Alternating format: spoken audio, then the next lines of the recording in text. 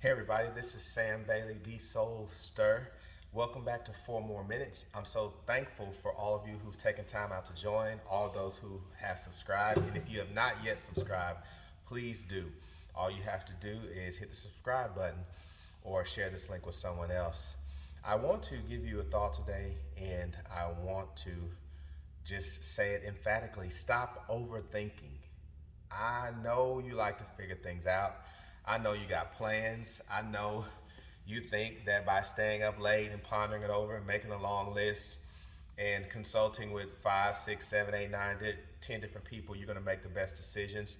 But let's just face it, sometimes we can make the best informed decisions that we think we're making. It's still not the good decision. Sometimes we overthink people's place in our lives. I often say people in our lives for a season or a reason. You've got to learn to determine the difference, because if you take someone who was in your life for a season and wanted them to have a deeper reason, you often villainize that person because of what they didn't do or what they've done.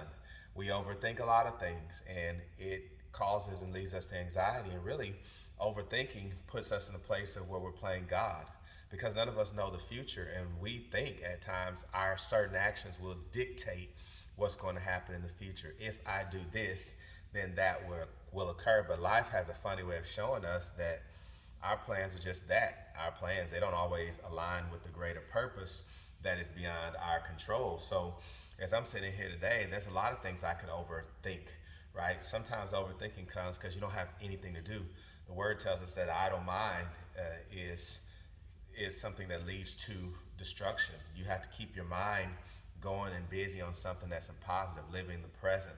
Also, you can overthink what happened in the past, not letting it go, not realizing that what happened happened and it was what it was, but it doesn't have to define you for the rest of your life. So letting go is an important part of not overthinking. And then also doing what you can do. I think it's understanding limitations. There are some things that we want to do, but we can't do because we have the limitations. And some people are unrealistic about their own limitations. And so they put themselves in positions where they can't be as impactful and powerful because it's beyond the scope of their talents, gifts, or abilities or calling. So you are overthinking something right now. I guarantee you, we all do. And as I've said thousands of times before, most of the things that we think will happen to us, especially from a negative standpoint, never do happen. So it's so important for us to think soberly about things. It's so important for us to put it in God's hands. It's so important for us to tackle one thing at a time. If you got a giant in front of you, you might not be able to fight that giant at that giant's full capacity or giant's full force. If I'm standing in front of a 12-foot giant, I've got to first knock that giant down to size. I got to get it on my levels, and you do that with one piece at a time, one blow at a time.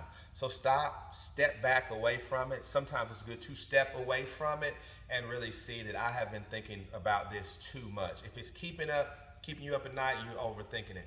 If it's causing adverse effects in your body, you're overthinking it. If it's making you fall out with people, if it's putting you at odds with God, you are overthinking. There's a time to think and there's a time to think over, but it should not be your default position. It should be something that happens occasionally, right? Because we all can do it. But if every little thing, something that deserves 10, 15 minutes, requires 2 weeks, you're an overthinker. Stop overthinking. Do what you can. Thank y'all for joining today.